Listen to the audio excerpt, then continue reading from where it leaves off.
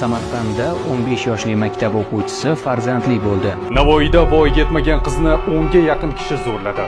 2008-yilda tug'ilgan voyaga yetmagan qizni navbati bilan zo'rlagan. Maktabdan qochgan 31 yoshli pedofil maktabdan qaytayotgan 3-sinf qizaloqni zo'rlagani haqida xabar berildi.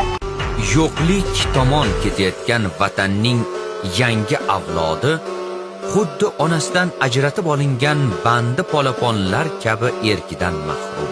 Bu ahvolda o'tmishning yodi, kelajakning umidi yo'q, chunki uning vujudi vahshiylik panjalari ichida burda qilingan.